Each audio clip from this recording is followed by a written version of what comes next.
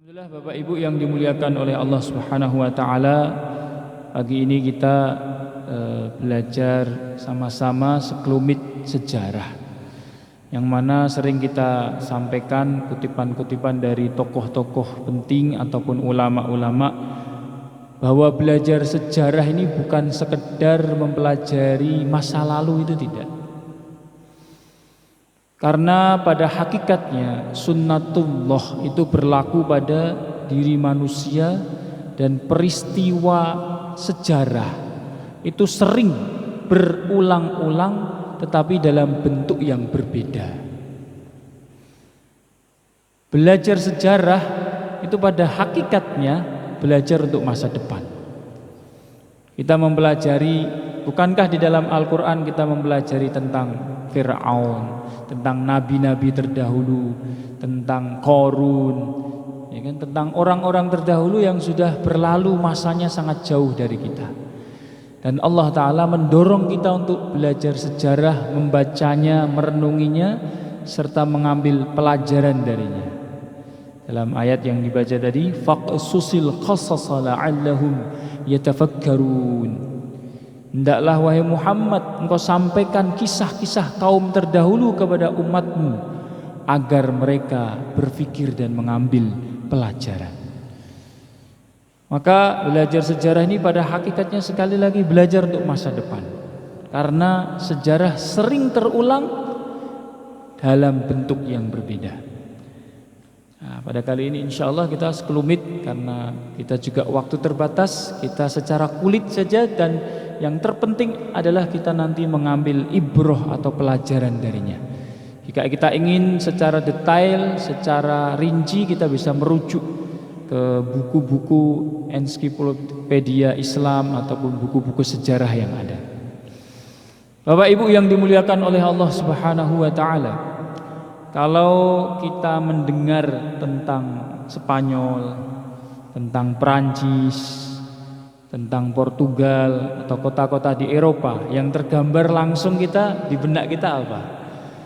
Biasanya apa Pak ya? Bola gitu. Nah, ini klub bola Barcelona, Madrid, Sevilla dan yang lain-lain. Perancis juga demikian, Marseille, ya, Paris Saint-Germain dan yang lain-lain. Tiga negara yang kita sebutkan ini, Spanyol, kemudian Portugal, kemudian Perancis, negara Eropa yang besar, peradabannya juga tinggi, masyarakatnya juga padat. Tapi tahukah kita bahwasanya dulu 8 abad, bukan masa yang singkat itu, 8 abad Islam telah mewarnai Eropa. Islam telah mewarnai 3 negara besar ini dengan akidahnya, dengan ajarannya, dengan corak budayanya, masyarakatnya. Bahkan sampai sekarang pun masih bisa terlihat walaupun hanya tersisa bangunan-bangunannya saja. Jadi Andalusia Andalusia ini merupakan nama kuno dari dari negara Spanyol sebelum seperti sekarang ini. Terletak di wilayah selatan Eropa, dekat dengan Selat Gibraltar yang dekat dengan Maroko, ya. Spanyol ada di tengah-tengah, kemudian di sisi timur ada Portugal, ya. Sisi barat ada Portugal, kemudian agak ke utara yaitu Perancis. Ya. Andalusia ini merupakan kota yang besar, kemudian penduduknya juga padat, dan juga masyarakat Eropa memang dulu sejak awal berada di sana. Asal usul kata Andalusia itu sendiri itu ulama berbeda-beda pendapat, para pakar. Yang pertama ada yang mengatakan bahwa Andalusia itu dari nama bangsa mereka, yaitu Vandalis. Ada yang mengatakan itu adalah nama dari bangsa mereka yang pernah tinggal di sana, bangsa Ghalat, namanya Ghalat, yang bangsa Eropa kuno yang tinggal di kawasan Andalusia, sehingga Vandalis, sehingga orang Arab menyebut Andalusia adalah negerinya orang Vandalis. Ya. Kemudian yang kedua, ada pendapat yang menyatakan bahwasanya Andalusia ini sebutan putranya Tubal bin Yafet bin Nuh, yaitu keturunan Nabi Nuh alaihi salam, itu bernama Andalus, sehingga disebut Andalusia. Ya. Jadi ini memang katakanlah sekarang sudah nggak ditemui nama itu, karena ini nama kuno, nama kota Eropa yang kuno dulu, dan ini disebutkan di dalam sejarah Islam ini dibuka oleh umat Islam pada tahun 92 Hijriah atau sekitar 700-an Masehi. Terus berlangsung kepemimpinan Islam itu sampai 800-an Hijriah, 800-900 antara itu, yang mana 800 tahun kekuasaan peradaban Islam berada di Andalusia tersebut. Sebelum kita masuk kepada sejarah bangkitnya Islam di sana, kita perlu tahu keadaan masyarakat di Andalusia pada saat itu. Pada saat Eropa kuno itu bagaimana kondisi mereka, bagaimana latar belakang mereka, bagaimana kehidupan mereka. Jadi kondisi sosial secara umum masyarakat Andalusia di Spanyol, di Portugal, Perancis saat itu menjelang datangnya Islam ini bisa disimpulkan sangat memprihatinkan. Sangat memprihatinkan. Pada dasarnya umat manusia itu punya fitrah, punya kecenderungan alami. Dia itu ingin adil dalam segala hal, itu diperlakukan, dimanusiakan, diberikan keadilan. Tapi saat itu keadilan tercabik-cabik di sana karena diskriminasi, polarisasi yang terjadi di antara masyarakat Kristen Katolik saat itu. Masyarakat saat itu secara umum terbagi menjadi 3 golongan. Ini mirip dengan Hindu dan Buddha sebelum datangnya Islam, tapi ini ajarannya bukan Hindu Buddha tapi agama lain, yaitu Kristen ataupun Katolik Roma. Masyarakat secara garis besar terbagi 3, yaitu kelompok pertama terdiri dari penguasa, pangeran, pembesar istana, pemuka agama di gereja, tuan-tuan besar, tuan-tuan tanah dan yang lain-lain. Kelompok kedua terdiri dari tuan-tuan tanah yang kecil, pedagang-pedagang dan yang lain-lain. Kelompok ketiga terdiri dari budak. Budak itu orang yang bekerja, orang yang dirinya sendiri pun dia tidak memiliki, dia bisa dijual belikan, dipekerjakan, ya, tidak bisa memiliki uang, dia hanya menjadi suruhan seorang tuan. Itu namanya budak. Perbudakan masih ada zaman dulu. Juga pengembala, nelayan, orang Yahudi. Nah, zaman Eropa ini juga orang Yahudi ternyata rendah sekali. Mereka diperbudak, mereka dianggap sebagai kaum buruh dan sebagainya. Ya, sangat tertindas. Rakyat kelas 2 dan kelas 3 sangat tertindas oleh aturan-aturan yang ditetapkan oleh penguasa dan sokongan dari gereja-gereja. Inilah yang menyebabkan benih-benih pemberontakan di mana-mana. Orang-orang memberontak, ya, menentang kerajaan, menentang gereja dan sebagainya. Nah, juga puncaknya pada masa Rodrik. Nama raja saat itu bernama Rodrik, yang dia kezalimannya sungguh sangat parah. Bahkan Rodrik ini tidak segan-segan, maaf bahasanya kasar, membunuh lawan politik, membunuh orang-orang yang tidak sepaham dengan dia. Bahkan merusak kehormatan orang-orang yang terdekatnya. Misalnya ada menteri memiliki putri yang cantik, itu dirusak kehormatannya. Nanti ada salah satu sebab masuknya tentara Islam di Indonesia adalah kerjasama dengan seorang tokoh Andalusia, yaitu namanya Jenderal Alin, yang mana putrinya dinodai oleh Rodrik. Dia dendam, dia marah, kemudian dia minta bantuan kepada gubernur Islam Tariq bin Ziyad rahimahullah. Ya, sekilas gambarannya seperti itu. Kemudian Islam datang ke Andalusia benar-benar menawarkan perubahan besar. Karena Islam adalah agama rahmatan lil alamin. Dan Islam datang dengan anggapan, dengan paham bumi ini semuanya adalah milik Allah. Jadi tidak ada kekuasaan sepihak, tidak ada kekuasaan yang otoriter, yang pokoknya ini milik saya, tidak boleh yang lain, di kotak-kotak, demikian tidak.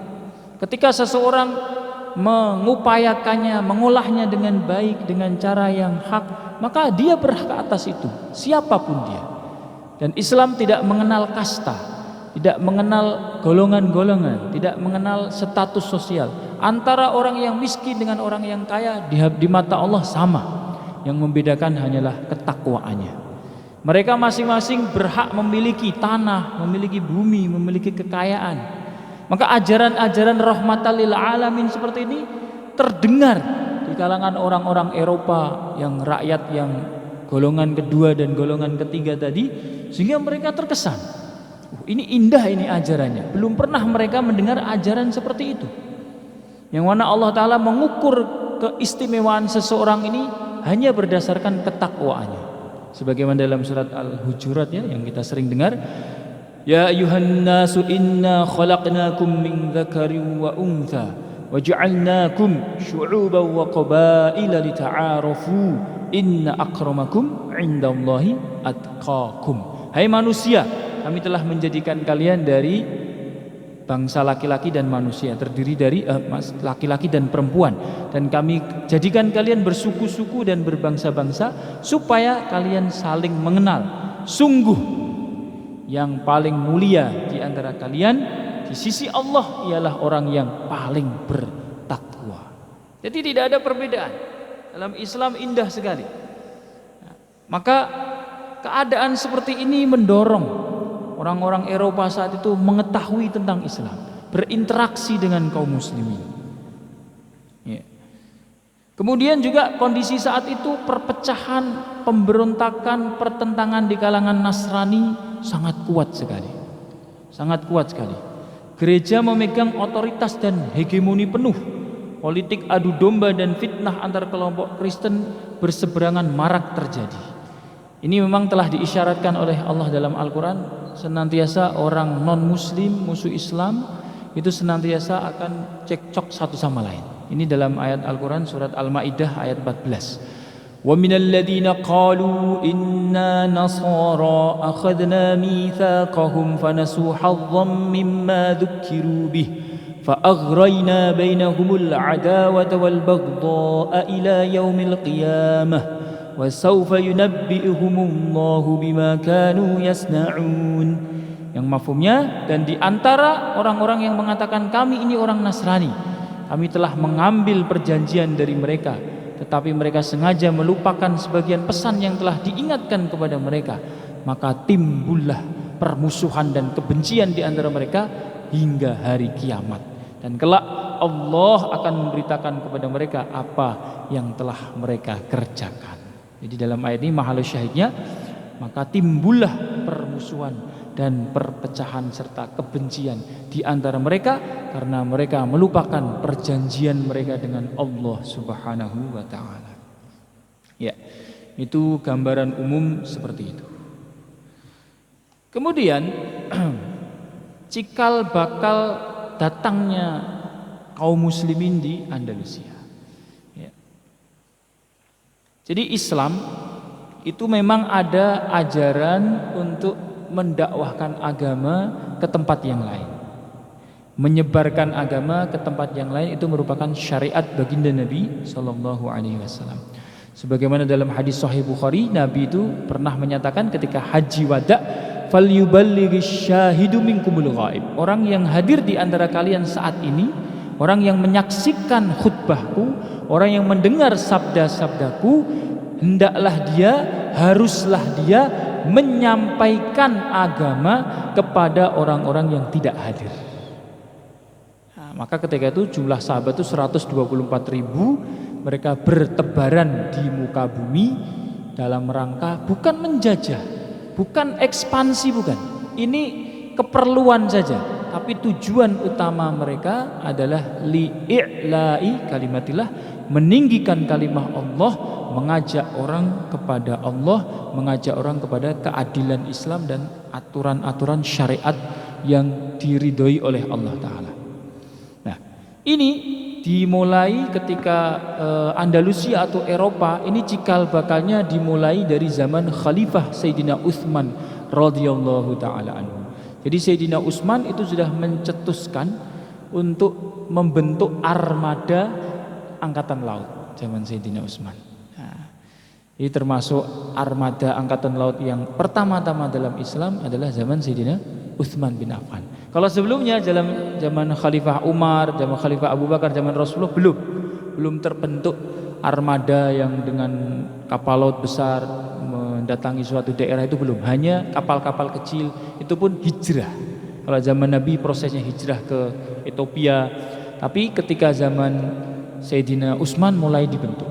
Zaman Sayyidina Umar mulai diusulkan, tapi Sayyidina Umar masih belum cenderung karena ketika itu kegiatan dakwahnya, ekspansi dakwahnya masih melalui jalur darat ke Irak, kemudian ke Iran dan sebagainya. Tapi pada zaman Sayyidina Utsman sudah mulai berkembang. Negara-negara jauh juga sudah mulai dijangkau. Di antaranya Eropa yang ada di Spanyol dan juga Afrika Utara. Itu kan harus lewat laut semuanya. Ya. 3 tokoh besar yang berperan dalam pembukaan Afrika, Eropa, ya. Ada 3 tokoh besar, yaitu pertama Hadrat Uqbah bin Nafi. Ini adalah seorang tabi'in terkemuka, atau ada yang mengatakan ini adalah sahabat.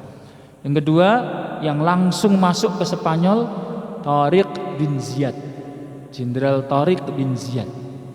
Dan yang ketiga adalah gubernur Afrika Utara saat itu yang dilantik oleh dinasti Bani Umayyah zaman Khalifah Al-Walid, yaitu Musa bin Nusair.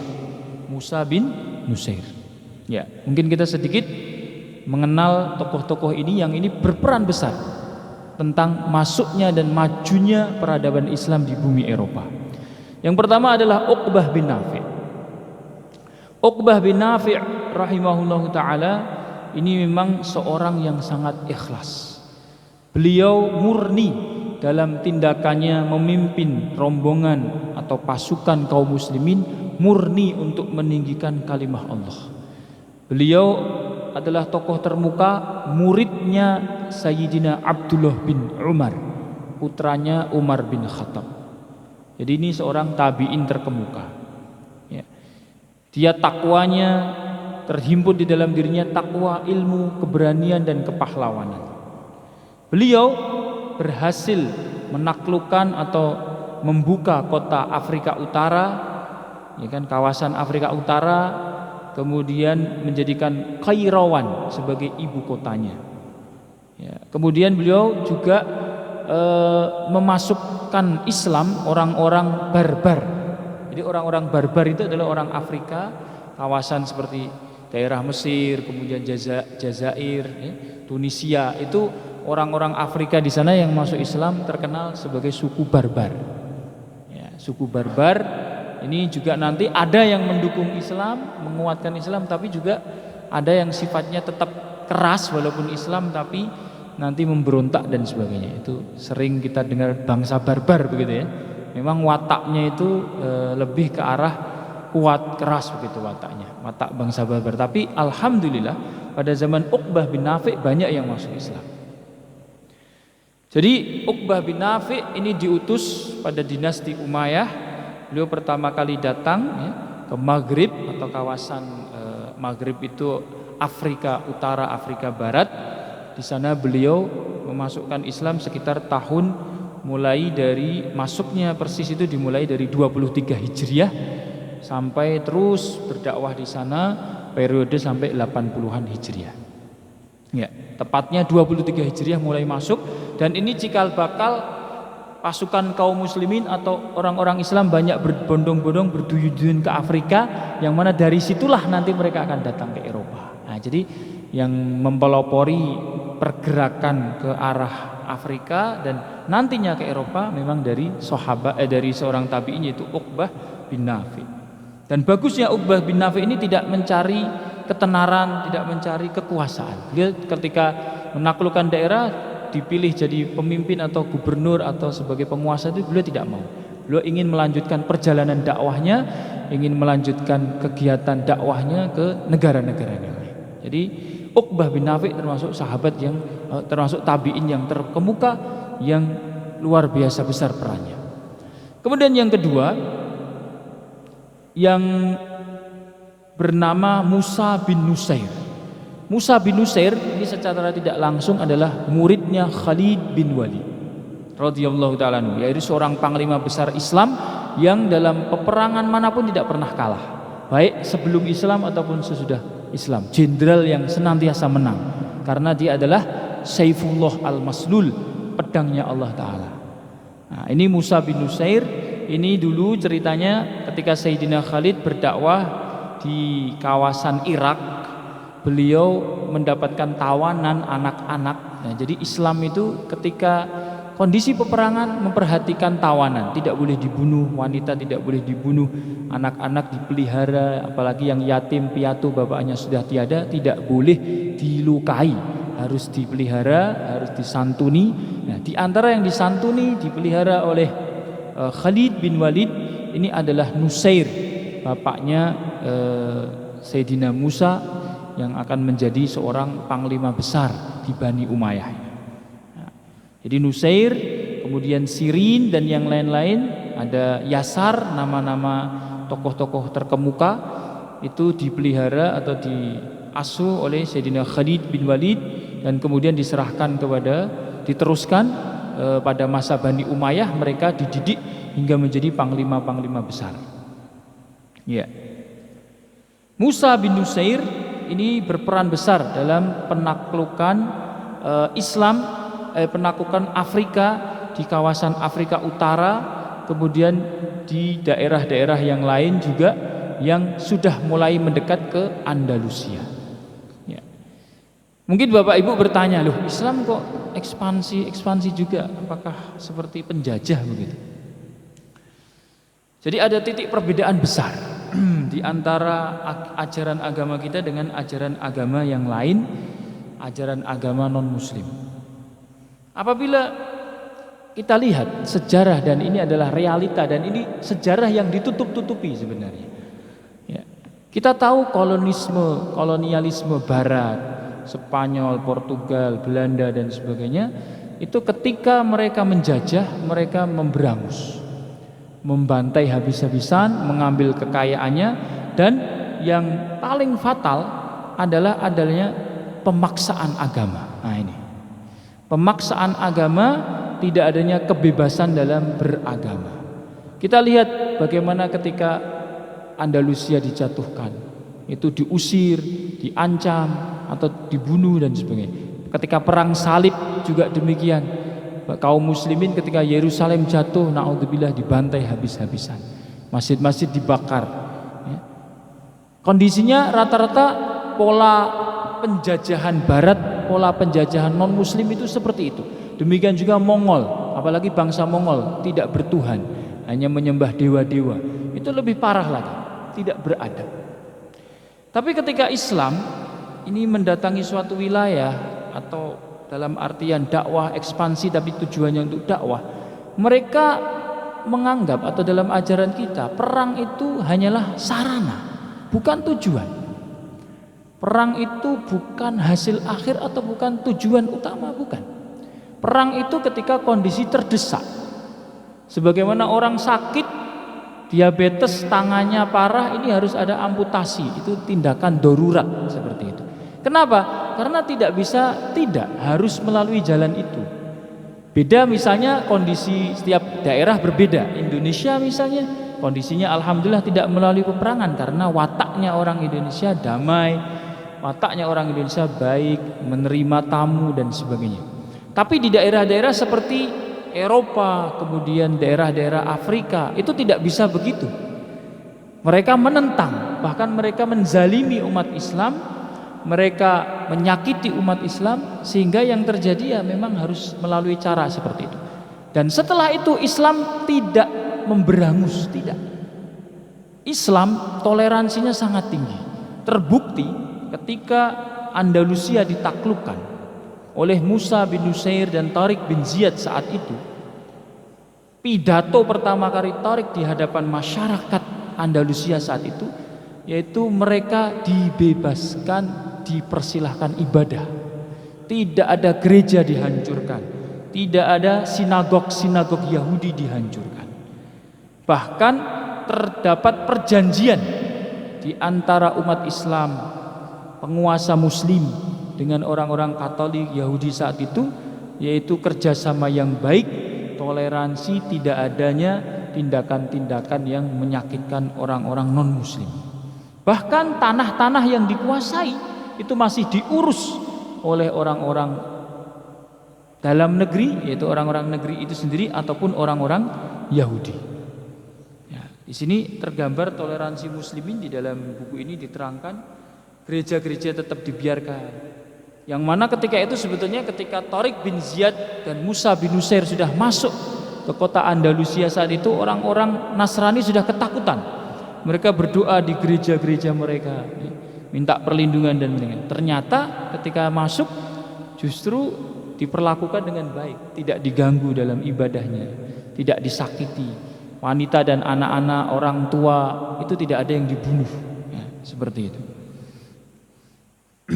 Ini terjadi pada tahun sekitar 92 Hijriah, yang mana sebelum terjadi penaklukan Andalusia ini, itu tadi ceritanya tadi, Jenderal Alin yang tinggal di Andalusia ini ingin memberontak kepada Rodrik, karena Rodrik kekuasaannya otoriter, sangat kejam, ya, kemudian diskriminatif dan sebagainya.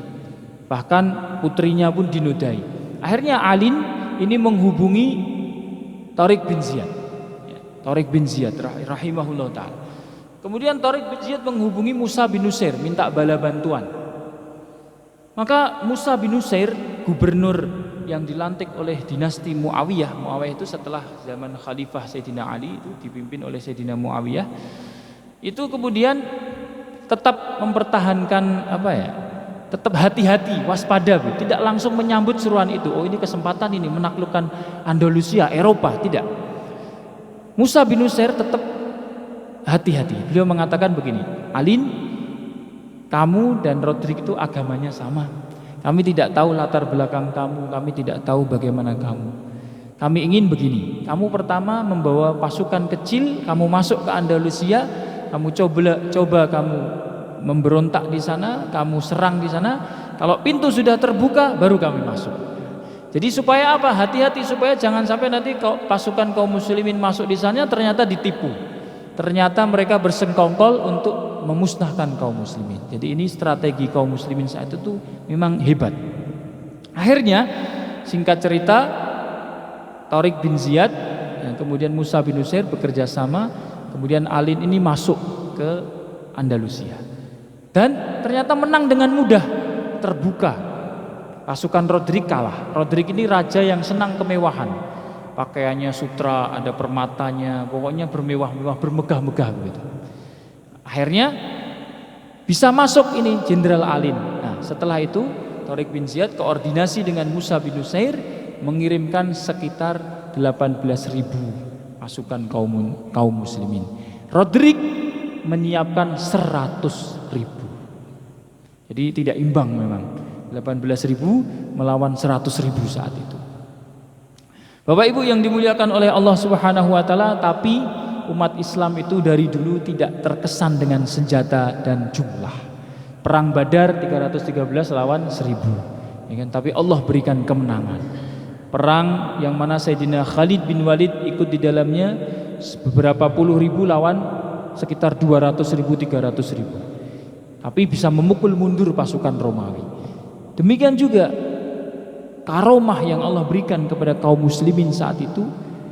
Jenderal Tariq bin Ziyad rahimahullah ta'ala membakar semangat kaum muslimin bahwa kita ini tujuannya adalah untuk membumikan Islam, menyebarkan agama Islam, menyebarkan keadilan yang Allah ta'ala tetapkan pada manusia, ajaran-ajaran nilai-nilai Islam, ya.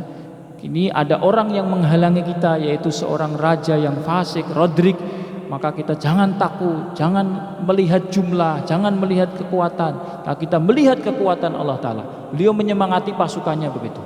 Malam hari pasukannya disuruh tahajud, disuruh munajat kepada Allah Subhanahu wa Ta'ala.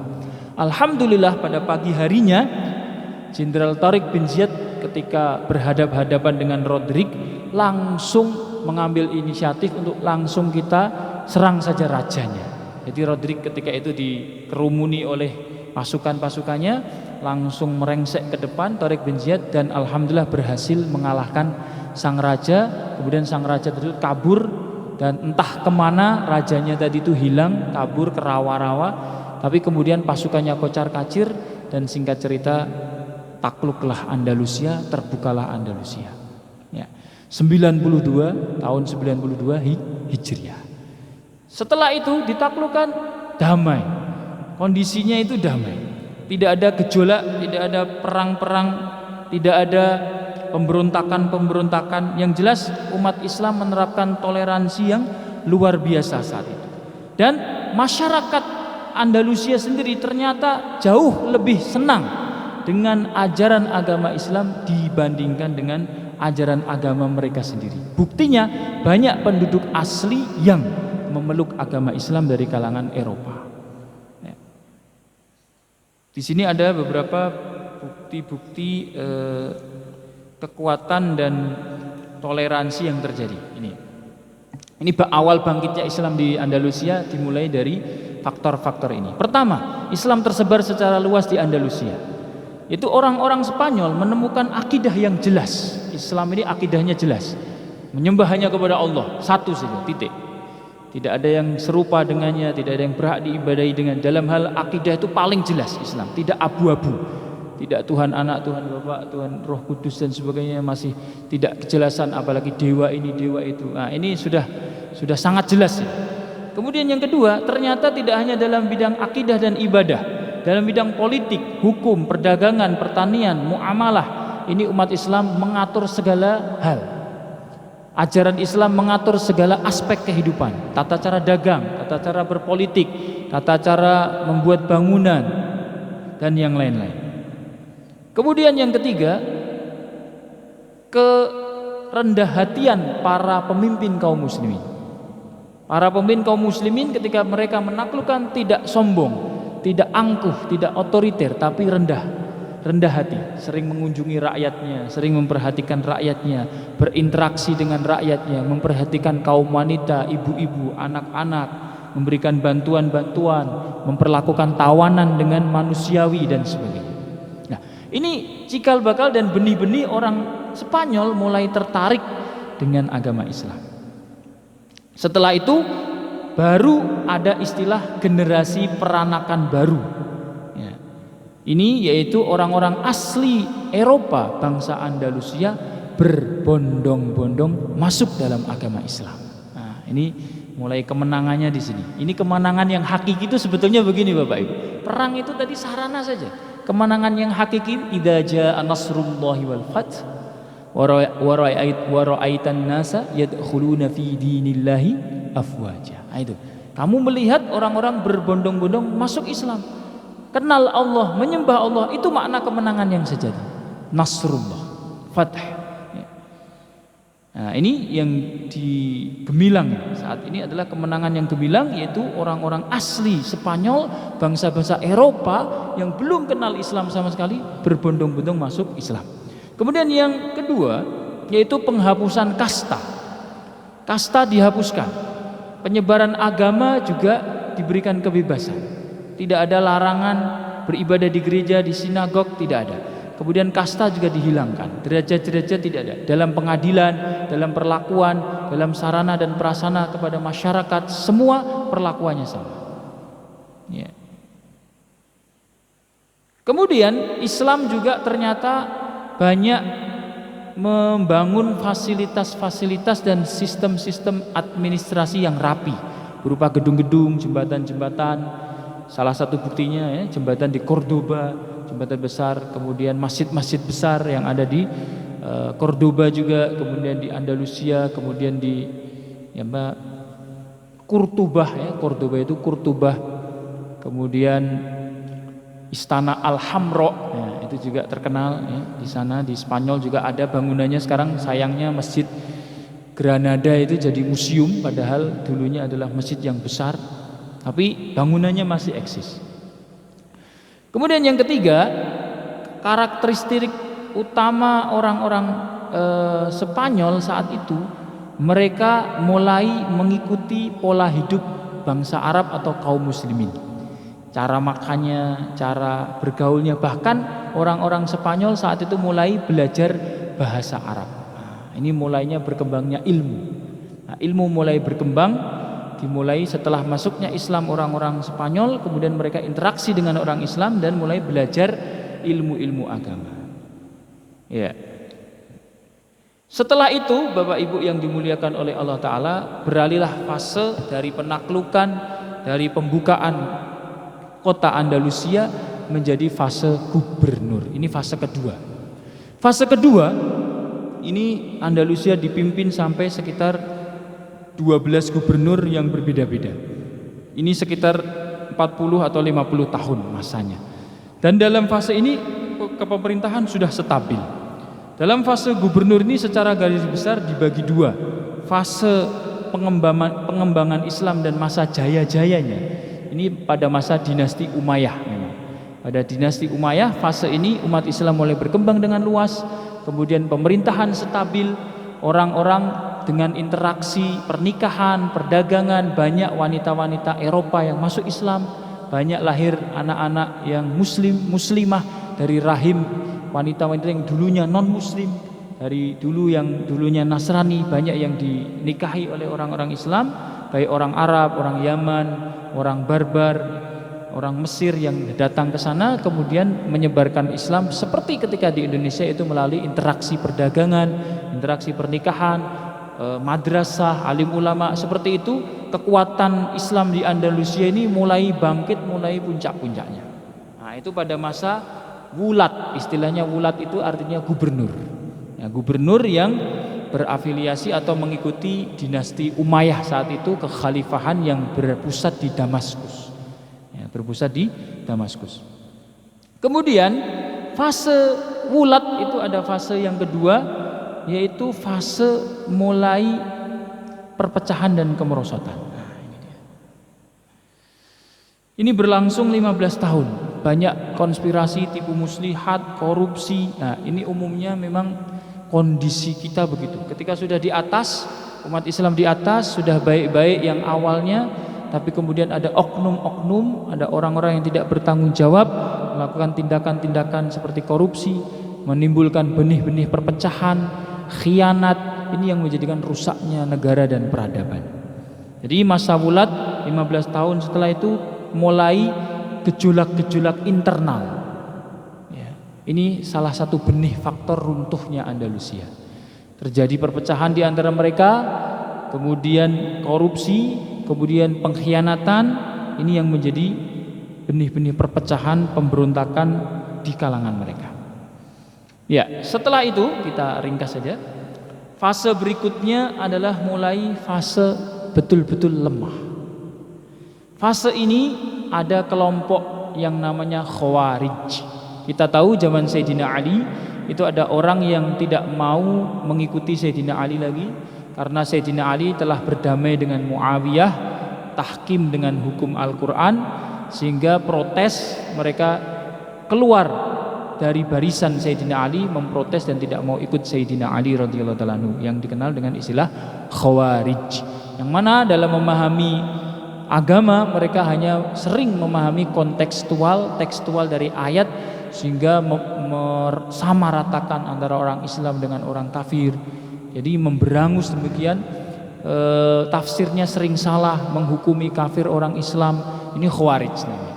Nah, ini benih-benih Khawarij telah tumbuh pada fase kedua ini, sehingga banyak sekali pemberontakan dari masa Khawarij ini melemahkan kepemimpinan kaum muslimin di Andalusia saat itu. Ya. Kemudian fase berikutnya adalah fase Umayyah kedua. Jadi dinasti Umayyah ini kan kalau yang di Baghdad itu sudah runtuh pada fase bergantian antara dinasti Umayyah dengan Abbasiyah. Tapi yang di Andalusia itu masih eksis. Nah, ini seperti itu. Jadi di kawasan bumi barat itu justru masih berkuasa kekuasaan dari penerus Sayyidina Muawiyah radhiyallahu ta'ala anhu dan keluarganya. Nah, di antaranya yang terkenal adalah Abdurrahman bin Muawiyah Ad-Dakhil. Ini beliau berhasil sedikit demi sedikit mengembalikan keadaan pemerintahan Andalusia yang porak-poranda, perpecahan, pemberontakan. Beliau menyatukan lagi. Beliau politiknya bagus. Di Andalusia ini kenapa terpecah? Faktornya karena yang tinggal di Andalusia Arab bangsa yang berbeda-beda.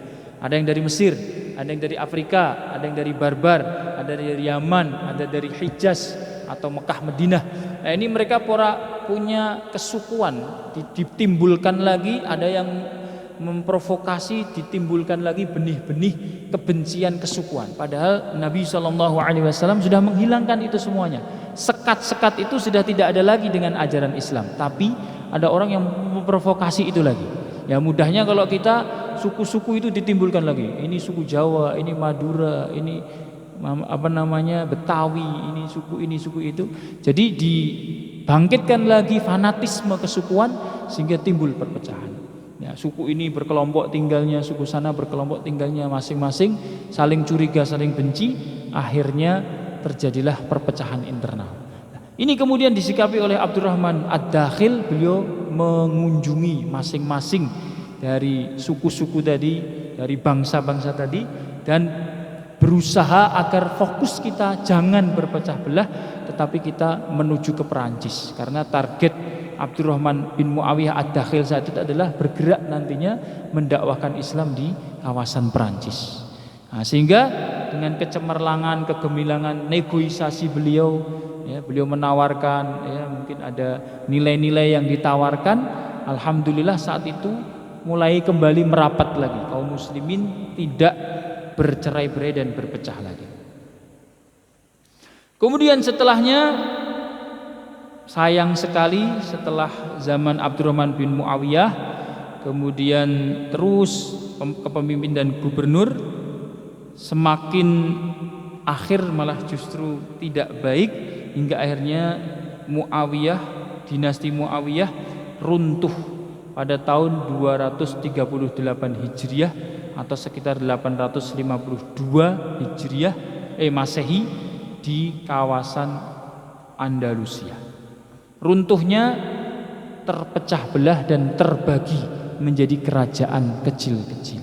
Sudah tidak di bawah kepemimpinan dinasti Muawiyah, tapi terbentuklah Al-Muluk, yaitu kerajaan kecil-kecil yang sudah tidak dipersatukan lagi dengan satu komando, satu kepemimpinan. At-Tawaif namanya, Muluk At-Tawaif. Jadi ini mulai parah ini. Retaknya mulai menganga, sudah mulai ada benih-benih kehancuran. Kemudian setelah itu dua fase berikutnya adalah fase Murabitun dan Muwahhidun. Ini ada tokoh-tokohnya masing-masing. Ini Murabitun dan Muwahhidun itu adalah kerajaan-kerajaan kecil yang masih eksis saat itu, dan sebagian masih bagus, sebagian sudah parah. Jadi kerajaan-kerajaan kecil yang menjaga sisa-sisa pemerintahan Islam saat itu, ada yang masih lurus, tapi juga ada yang sudah zalim dan bertindak semena-mena, sehingga menjadi cikal bakal runtuhnya kota Granada dan Andalusia, jatuhnya Granada, jatuhnya Andalusia pada tahun 900-an Hijriah, 953 Hijriah. Ya. Sekarang fase terakhir, ya ini dia, yang memprihatinkan kita, yang menjadikan kita sedih, kaum muslimin sedih, adalah jatuhnya Granada.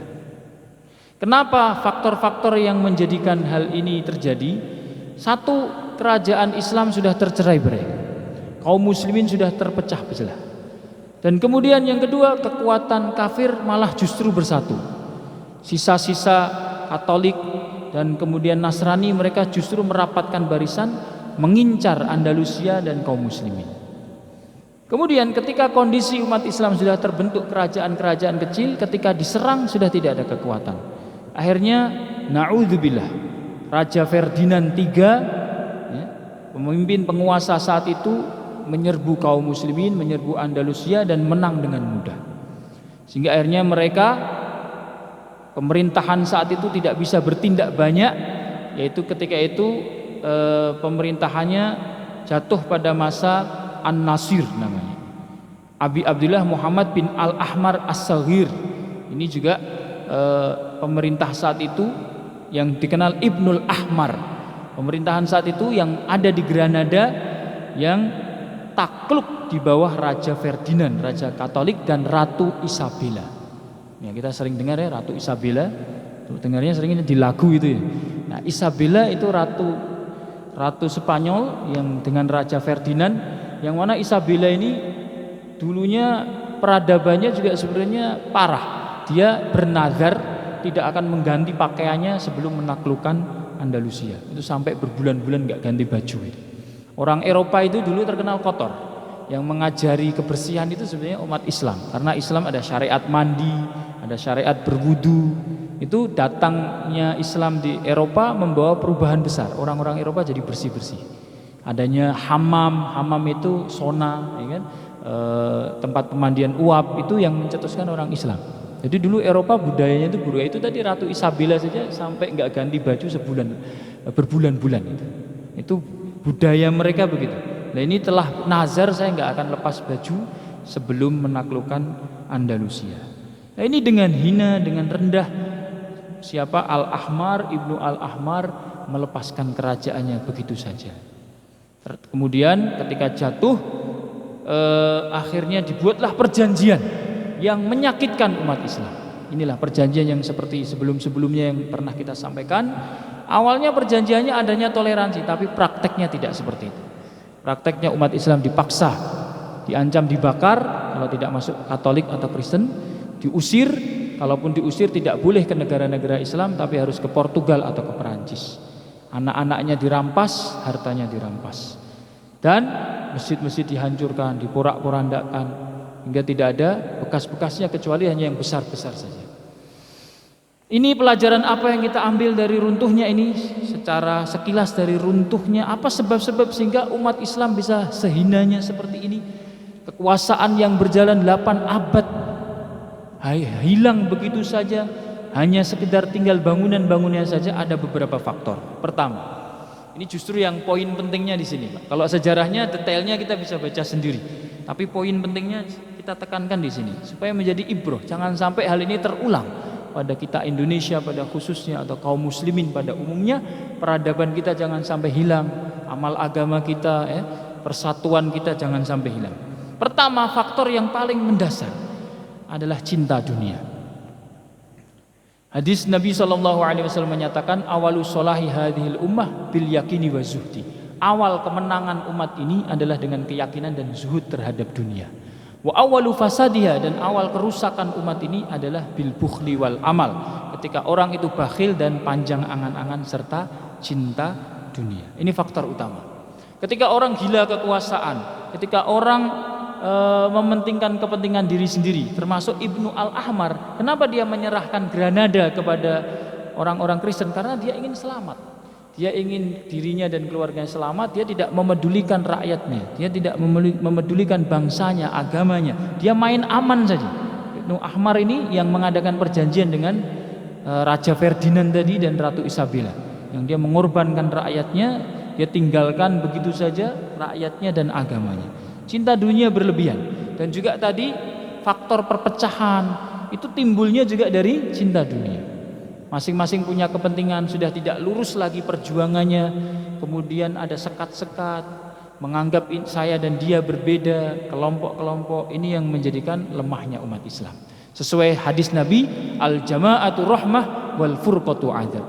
Berjamaah, bersatu itu adalah rahmat, bercerai-berai adalah azab. Kemudian yang kedua, meninggalkan berjuang untuk agamanya Allah. Ini semangat berjuang untuk agamanya Allah, baik dakwah ataupun jihad ataupun tindakan-tindakan yang positif itu sudah melemah. Kemudian yang ketiga, berkubang dalam kemaksiatan. Kaum muslimin ketika mendapatkan dunia, mendapatkan kekuatan, naudzubillah ujian kita, iblis dan setan selalu menggoda, sehingga apa? Malah justru terkubang dalam kemaksiatan, menggunakan harta dan kekayaan dan sebagainya, melakukan dosa-dosa, perbuatan yang dilarang oleh Allah Ta'ala. Inilah kira-kira kondisi yang dihadapi dan menjadi cambuk bagi kita, pelajaran kita. Hal ini jangan sampai terjadi. Pertama, kita rapatkan barisan kaum muslimin, khususnya di bumi Indonesia ini. Apapun organisasi kita, apapun latar belakang kita, suku kita, jangan ada kata perpecahan. Apalagi ketika ahli batil, orang-orang yang ingin memberangus kaum muslimin dari segala arah, mencoba melemahkan kaum muslimin, mencerai-beraikan kaum muslimin, kita harus berpegang erat. Abaikan dulu perbedaan-perbedaan, utamakan persatuan. Ini kunci utamanya. Yang kedua, kuatkan ilmu agama dan ketakwaan kita. Yang ketiga, zuhud terhadap dunia. Kita hanya mencari ridhonya Allah. Maka insya Allah dengan cara seperti ini, Andalusia kedua tidak akan terjadi. Bahkan nanti Islam akan jaya kembali, bangkit kembali, menang kembali, sebagaimana yang disabdakan oleh Nabi SAW. Di akhir zaman nanti Islam akan berkembang, khilafah ala minhajin nubuwah, pemerintahan Islam dengan cara Nabi Sallallahu Alaihi Wasallam. Demikian yang kami sampaikan, benarnya datangnya dari Allah, kesalahan dari pribadi kami mohon diikhlaskan. Apabila ada pertanyaan 5 menit ada, dipersilahkan. Bismillahirrahmanirrahim. Assalamualaikum warahmatullahi wabarakatuh. Waalaikumsalam warahmatullahi wabarakatuh. Mohon izin Pak Ustadz, saya sudah 3 kali pertemuan mau nanya nggak kebagian melulu. Yang lain nanya, keduanya waktunya habis. Dan sekarang juga ternyata waktunya habis, tinggal 5 menit lagi belum suruh. Saya kalau tanya khawatir nanti jawabannya panjang dan saya digerutuin teman-teman di luar. Siang-siang. Jadi saya mohon pertemuan yang akan datang saya minta waktu untuk nanya. Ada 3 pertanyaan. Jadi mungkin itu saja yang saya sampaikan. Mohon maaf. Terima kasih. Sekarang aja nggak apa-apa. Waktunya. Bagaimana Pak Panitia? Dijawab dengan sesingkat-singkatnya insya Allah. Ada 3 satu aja Pak Ustadz ya. Satu dulu deh. Izin. Pertama kali Pak Ustadz tampil dalam di masjid ini, itu kalau tidak salah mata kuliahnya atau mata kajiannya itu adalah sejarah Islam di Nusantara. Namun perkembangan terakhir ke sini kok sepertinya jadi sejarah dunia Islam lah, katakan begitu. Islam dunia. Maksud saya pada saat yang pertama Bapak tampil dengan Islam di Nusantara itu sangat menarik perhatian, yaitu sejarah Islam mulai dari Samudra Pasai sampai ke Wali Songo lah, banyak pertanyaan. Itu kita hidup, tapi lama-kelamaan kok jadi keluar gitu, seperti itu tuh. Menyinggung boleh, tapi kelihatannya seperti apa? Lebih banyak kesan sejarah di luar itu. Itu mungkin yang bukan pertanyaan atau apa ya, saran atau apa. Mungkin itu dulu satu. Terima kasih. Jadi kenapa kita diseling ya, sebetulnya tidak hanya kajian Islam di Nusantara, tapi memang ini diseling. Ada supaya kita, faktor utamanya adalah terbuka mata kita tentang Islam itu sendiri dan bagaimana penyebaran agama Islam, sehingga setiap negara, setiap kawasan itu ternyata ada satu pola yang sama, bahwa Islam itu adalah ajaran rahmatan lil alamin. Maka pertama memang karena kemarin juga permintaan dari Pak DKM itu tentang Nusantara, fokus tentang Islam di Nusantara. Cuma kadang-kadang kita persiapannya juga kurang dan sebagainya, maka sesuai kemampuan kita selingi dengan yang di luar. Kenapa kita perlu tahu yang di luar juga? Karena kalau kita hanya tahu di Nusantara, kita hanya tahu corak Islam di Indonesia saja, sehingga kita tidak bisa atau mungkin kita kurang menerima corak Islam yang ada di bumi-bumi lain. Padahal setiap kawasan itu punya corak yang berbeda-beda, prosesnya berbeda-beda, sehingga hati kita itu nanti lapang dan tasamuh menerima perbedaan, menerima ini kok cara yang di sana berbeda ya. Misalnya tadi di Andalusia, kemarin juga di India ya kan, sudah pernah kita bahas, kok caranya perang ya. Ini mungkin kalau kita nggak belajar sejarah seperti itu, nanti konotasi kita, oh berarti yang benar nih Islam Nusantara aja atau Indonesia aja yang bagus. Tidak. Jadi dengan corak yang beragam ini kita akan menemukan pola bahwasanya Islam itu ajarannya utuh. Kondisi seperti ini apa yang disikapi? Kondisi seperti ini bagaimana sikapnya? Kondisi seperti ini bagaimana sikapnya? Sehingga Islam ini betul-betul real rahmatan lil alamin. Ketika kondisi orangnya keras, ternyata Islam punya sikap. Ketika kondisinya orangnya lunak, ternyata di Indonesia Islam juga ada sikap. Nah, jadi keberagaman itu juga supaya lebih luas lagi wawasan kita, pengetahuan kita. Dan insya Allah akan diusahakan untuk yang berikutnya pun tentang pasca kemerdekaan. Tapi ya mohon maaf memang kemampuannya seperti itu. Jadi kita kadang-kadang ke negara yang lain karena kita juga ingin tahu. Saya sendiri juga sama-sama masih belajar. Kalau malam sebelum ngisi pun masih baca-baca juga, Pak. Kita beli buku, kita baca. Karena ini memang bukan bidang saya. Saya sendiri bidangnya studi hadis. Ya kan, doktorah di Karachi. Jadi bidangnya sebetulnya hadis. Tapi karena di sini diminta untuk materi sejarah ya sekemampuan kita. Tapi insya Allah kedepannya diusahakan akan ada materi-materi tentang di Nusantara lagi. Demikian Pak ya, insya Allah ya. Ya demikian yang bisa kita sampaikan. Sekali lagi mohon maaf, benarnya datangnya semata-mata dari Allah, kesalahan dari kami pribadi mohon diikhlasan. Billahi taufik wal hidayah wal inayah. Wassalamualaikum warahmatullahi wabarakatuh.